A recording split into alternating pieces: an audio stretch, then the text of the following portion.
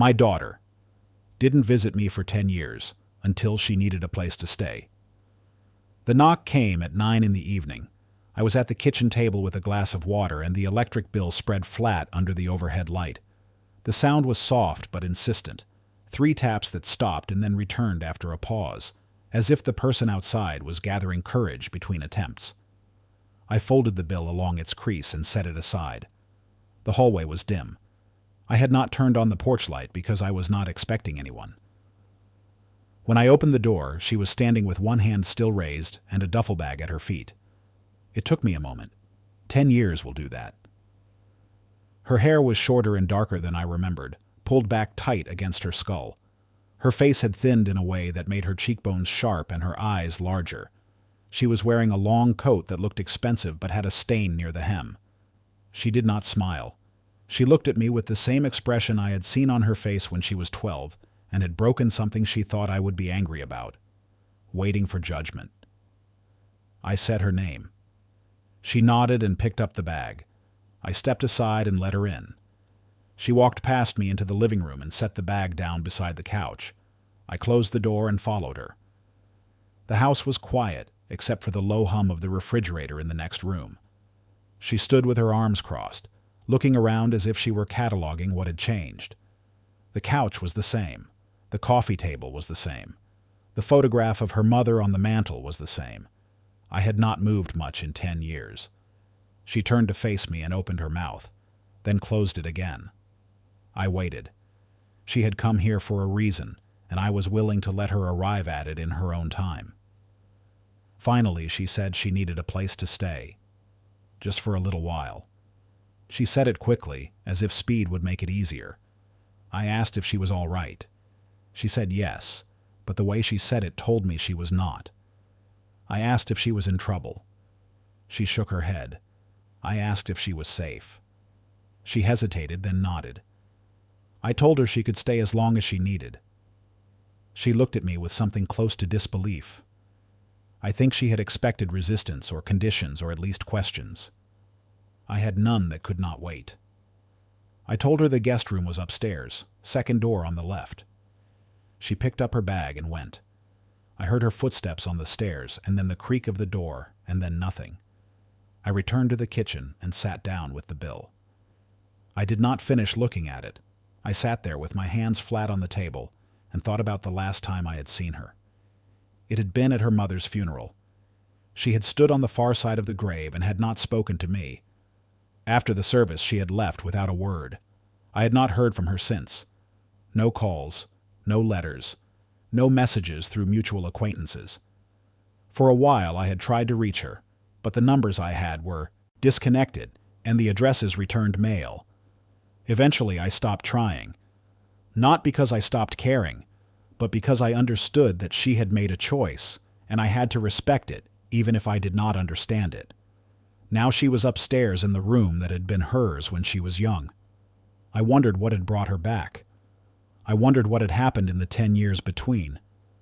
I wondered if she would tell me, or if I would have to guess. I finished the water and turned off the light and went to bed. Sleep came slowly. I lay in the dark and listened to the house settle around me, and thought about the girl I had raised and the woman who had walked through my door. She did not come down the next morning. I made coffee and waited. By 10 o'clock I had finished 2 cups and read the newspaper front to back. I went upstairs and stood outside her door. I could hear nothing. I knocked softly. No answer. I opened the door a crack. She was asleep on top of the blankets, still wearing the clothes she had arrived in. Her face was turned toward the wall. I closed the door and went back downstairs. I made eggs and toast and left a plate covered on the stove. I spent the rest of the morning in the garage, sorting through boxes I had been meaning to organize for years. It was easier than sitting in the house waiting for her to appear. She came down around noon. I heard the floorboards creak above me and then her footsteps on the stairs. I came in from the garage and found her in the kitchen, standing by the stove with the plate in her hands. She had uncovered it, but had not taken a bite. She looked up when I entered. I asked if she wanted it reheated. She shook her head and sat down at the table. She ate slowly without speaking. I poured myself another cup of coffee and sat across from her. When she finished, she pushed the plate aside and folded her hands on the table. She said thank you. I nodded. She said she did not know how long she would need to stay. I told her it did not matter. She said she would try to stay out of my way. I told her there was no need. The silence that followed was not comfortable, but it was not hostile either. It was the silence of two people who had once known each other well and were now trying to remember how. She looked at her hands. I looked at the table. After a while, she asked if I was still working. I told her I had retired 2 years ago. She asked what I did with my time. I told her I kept the house in order, did some reading, went for walks. She nodded as if this confirmed something she had expected. She asked if I was angry with her. I told her no. She looked up quickly, surprised. I said I had been hurt, but I had worked through it. She did not respond to that. She stood and took her plate to the sink and rinsed it and left it in the rack. Then she went back upstairs. That became the pattern. She would stay in her room most of the day. She would come down for meals, or to use the bathroom, or to sit on the couch with her phone. She did not offer information about herself, and I did not press. I noticed small things. Her phone rang often, and she would glance at it and then silence it without answering. She had no car. She had no visitors. She spent hours staring at the screen, scrolling through something that never seemed to satisfy her. When I asked if she needed anything, she would say no. When I suggested she might want to go for a walk or into town, she would decline politely. It was as if she were waiting for something to resolve itself, but had no idea what that something was. A week passed, then another. I began to adjust to her presence the way one adjusts to a new sound in the house, something that startles at first and then becomes part of the background. I did my routines. I cooked meals that she sometimes ate and sometimes did not. I left the newspaper on the table in case she wanted it. I made sure the house was warm and the lights were working and the doors were locked at night. I did not ask her about the 10 years. I did not ask her why she had come. I did not ask her what she planned to do next. I believed that if she wanted to tell me, she would. If she did not, that was her choice. But I was not indifferent. I watched her. I saw the way she flinched when the phone rang. I saw the way she checked the locks on the doors before she went to bed. I saw the way she stood at the window in the living room and looked out at the street as if she expected someone to pull up at any moment. I saw the exhaustion in her face and the tension in her shoulders. I knew she was not just visiting. She was hiding. And I knew that whatever she was hiding from would eventually arrive. It arrived on a Tuesday afternoon. I was in the yard raking leaves when a car pulled up to the curb. It was a dark sedan with tinted windows, clean and new. The engine idled for a moment and then shut off. The driver's door opened and a man stepped out. He was tall and well-dressed, wearing a suit that fit too perfectly to be off the rack. His hair was slicked back and his shoes were polished. He looked at the house and then at me. He smiled, but it was the kind of smile that did not reach the eyes. He walked up the driveway with his hands in his pockets, casual and confident. He introduced himself. His name meant nothing to me. He said he was looking for my daughter. I asked why. He said it was a personal matter. I told him she was not available. He tilted his head slightly, still smiling. He said it was important. I repeated that she was not available. He studied me for a moment, as if trying to decide whether I was worth the effort. Then he reached into his jacket and pulled out a business card. He held it out. I did not take it. He shrugged and set it on the porch railing. He said she should call him. He said it would be better for everyone if she did. Then he walked back to his car, got in, and drove away. I stood there holding the rake and looking at the card. It was thick stock, embossed lettering. No company name, just a name and a phone number. I picked it up and went inside. My daughter was in the kitchen, standing by the window. She had seen the car. She looked at me, and I looked at her, and neither of us said anything for a long moment. Then I held up the card. She turned away. I asked who he was. She said it did not matter. I said it mattered enough for him to come to my house. She did not answer. I set the card on the counter and told her that if she needed help, I was here. She said she did not need help. I said I did not believe her. She turned back to face me, and there was something raw in her expression, something between anger and fear. She said she would leave if it was a problem. I told her she was not leaving. She asked why I cared. I told her because she was my daughter, and that had not changed. She sat down at the table and put her face in her hands. I waited. After a while, she started to talk. It came out slowly, in pieces. She had been living with someone, a man. It had started well, and then it had not. He had money and connections and a temper that he kept hidden until it was too late. She had tried to leave twice. Both times he had found her. The second time he had made it clear that if she tried again, it would not go well for her. She had stayed for another year, afraid and small, and trying to convince herself it was manageable. Then 3 weeks ago, she had seen an opening. He had gone out of town. She had packed what she could and left. She had moved from place to place, staying with friends who ran out of patience or got nervous. She had run out of options. She had thought of me as a last resort, assuming I would turn her away. She had been wrong. I listened without interrupting. When she finished, I asked if he had hurt her. She hesitated, then nodded. I asked if he was the man who had just left. She said no. That was someone he had sent, someone who worked for him, someone whose job was to find people who did not want to be found. I asked if she wanted to call the police. She laughed bitterly. She said he knew people in the police. She said it would not help. I asked if she wanted to leave town. She said she had no money and nowhere to go. I told her she could stay here as long as she needed. She looked at me with suspicion, as if waiting for the conditions. I had none. I told her I would keep her safe. She asked how. I told her I would figure it out.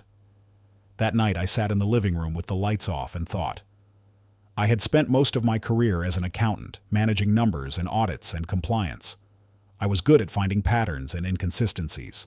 I was good at patience and preparation. I was not a fighter. I was not intimidating. But I was methodical, and I understood that fear worked best when it was layered and inevitable. I also understood that men like the one she had described relied on intimidation and control. They were used to people folding. They were not used to resistance. That was quiet and calculated. I began making calls.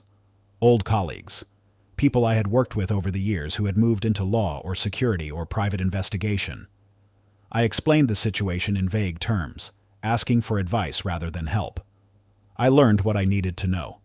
I learned about restraining orders and their limitations. I learned about documentation and evidence. I learned about tracking and surveillance and how easily it could be turned around. I learned about men like him and the networks they built, and the fact that those networks depended on reputation and fear. I learned that if you could damage the reputation, the fear often collapsed. I also learned that I needed more information. I needed to know who he was and what he had done and how far he was willing to go. I needed leverage. I started with her phone. I asked if I could look at it. She hesitated, then handed it over. I scrolled through her messages. There were dozens from an unknown number. Threats disguised as concern, promises to find her, references to things she had said or done, details that proved he was watching. I took screenshots of everything. I asked if she had access to any financial records from when they were together. She said she had kept some statements. I told her to get them. Over the next few days, I built a file. Bank transfers that did not make sense. Payments to people with no clear connection to him. Patterns that suggested he was moving money in ways that would not survive scrutiny. I cross-referenced names and found links to civil suits and complaints that had been settled quietly. I found a pattern of intimidation and payoffs. I found enough to suggest that his control was built on a foundation that could crack if someone pushed hard enough. I also kept an eye on the street. The sedan did not return, but I noticed other cars that lingered too long or passed too frequently. I noted license plates. I made a log. I installed a camera above the front door and another at the back. I told my daughter to stay inside and away from the windows. She asked what I was doing. I told her I was making sure we were ready. The second visit came a week later. This time it was not the man in the suit. It was two younger men, casual clothes, hard faces. They knocked loudly and did not wait long before knocking again. I opened the door with the chain still on.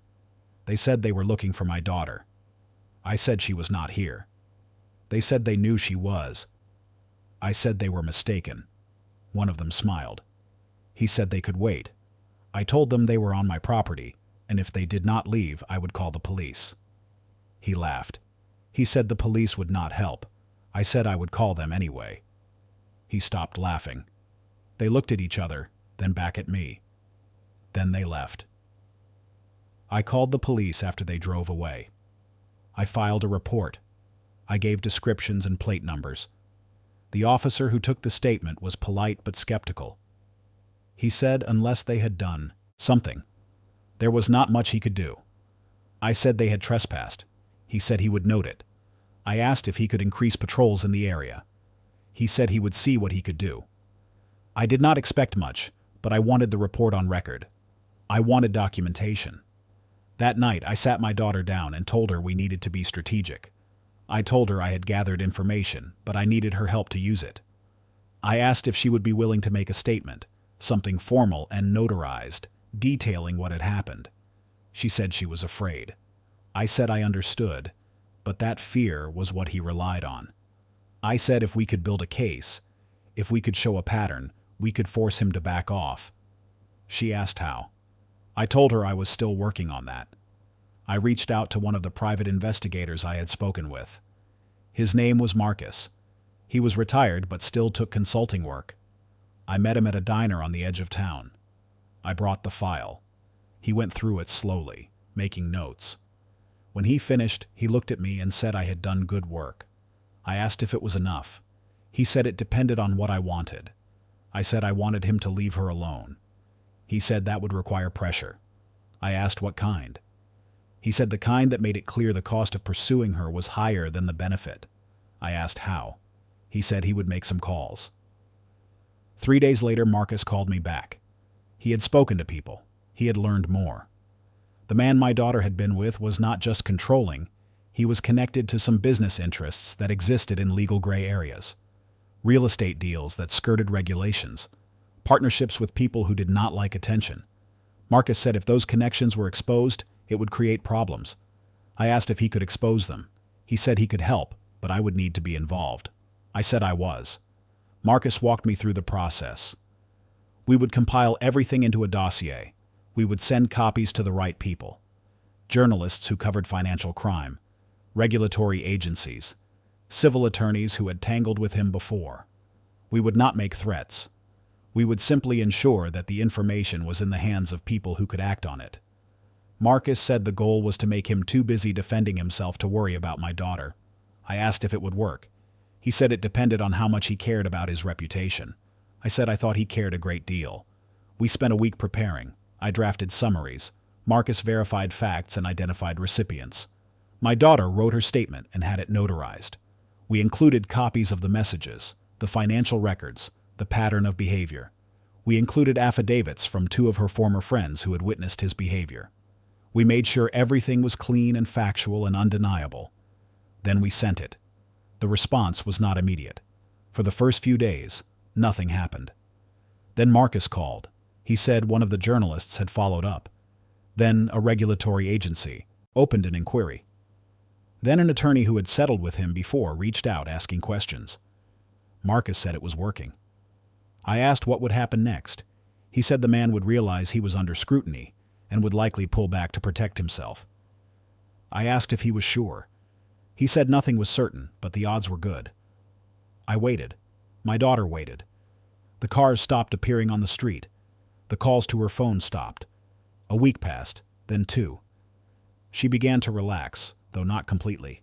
She started coming downstairs more often. She started eating meals without prompting. She started sleeping through the night. One evening she sat with me in the living room and asked if I thought it was really over. I told her I thought he had decided she was not worth the risk. She asked why I had done all this. I told her because she was my daughter, and I had failed her before. She said I had not failed her. I said I had let her walk away without fighting to keep her. She was quiet for a long time. Then she said she had been the one who walked away.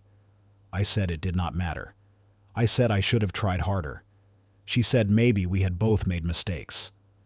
That conversation changed something. She began to open up. She told me about the years we had lost. She told me about her mother's death and how she had blamed me for things that were not my fault. She told me she had been young and angry and convinced that leaving was the only way to survive. She said she had been wrong. I told her I understood. I told her I had spent 10 years wondering what I could have done differently. She said there was nothing. She said some things just take time. She stayed for another month. During that time, we rebuilt something. Not what we had before, but something new. We ate meals together. We talked about small things and large things. She told me about her plans. She wanted to go back to school. She wanted to find work. She wanted to start over somewhere far from here. I told her I would help however I could. She said she did not want charity. I said it was not charity. I said it was what fathers did. When she left, it was on her own terms. She had saved some money from a job she had found in town. She had applied to a program in another state and been accepted. She packed her things and I drove her to the bus station. We stood outside the terminal and she hugged me, something she had not done in years. She said thank you. I told her she did not need to thank me. She said she did. She said I had given her something she had not known she needed. I asked what that was. She said a place to stand while she figured out how to walk again. I watched the bus pull away and then I drove home. The house was quiet. I made dinner and ate alone. I turned on the lamp in the living room and sat with a book I did not read. After a while, I set it aside and looked around. The couch was the same. The coffee table was the same. The photograph on the mantel was the same. But something had shifted. The silence was no longer heavy. It was just silence. She calls now. Not often, but enough. She tells me about her classes and her roommate and the job she found at a library. She sounds lighter.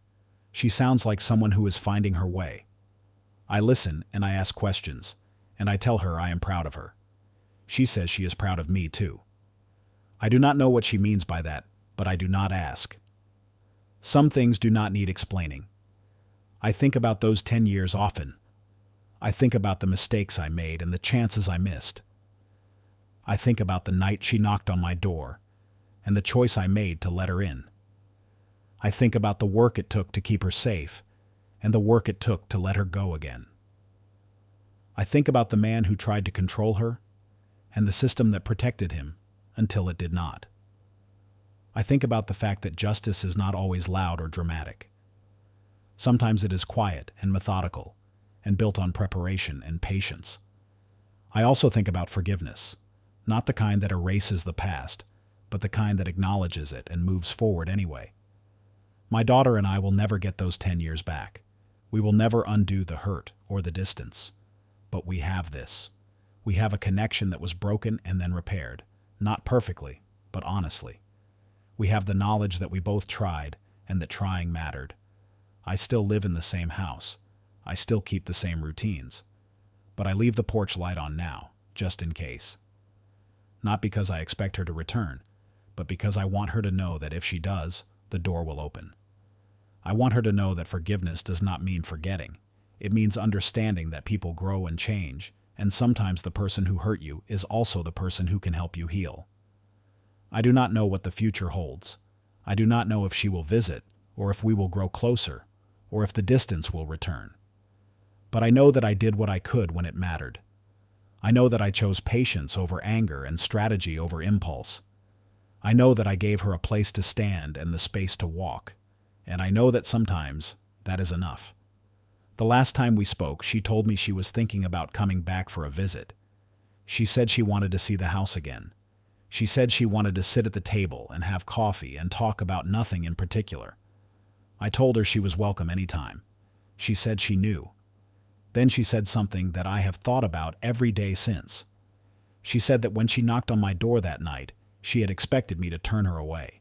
She had expected anger or coldness or conditions. She had expected punishment for the years she had been gone. Instead, she said, I had given her grace. She said grace was not the absence of consequences. It was the presence of love despite them. I did not know what to say to that. I still do not. But I think she was right. I think that is what we give each other when we choose to forgive. Not a clean slate, but a chance to write a better story. Not a return to what was, but a step toward what could be. Not the erasure of the past, but the courage to face it and move beyond it. I sit at the kitchen table now, the same table where I sat the night she arrived. The electric bill is paid. The house is quiet. The porch light is on. And I am content. Not because everything is resolved, but because I know that I did my part. I know that when my daughter needed me, I was there. I know that when she needed protection, I found a way. I know that when she needed space, I gave it. And I know that when she needed to leave, I let her go. That is what love looks like in the long years. It is not grand gestures or perfect words. It is showing up. It is doing the work. It is choosing to see the person in front of you, not the one you wish they were. It is offering grace when you have every reason not to. It is building a bridge and then stepping back to let them cross it on their own. My daughter is building a life. It is not the life I would have chosen for her, but it is hers. And that is what matters. She is safe. She is free. She is moving forward. And when she looks back, she will know that her father was there, not with judgment or expectation, but with a door that opened and a light that stayed on. I do not need her gratitude. I do not need her presence. I do not need her to make up for the years we lost. I only need to know that when it mattered, I was the father she needed. And I was. That is enough. That will always be enough.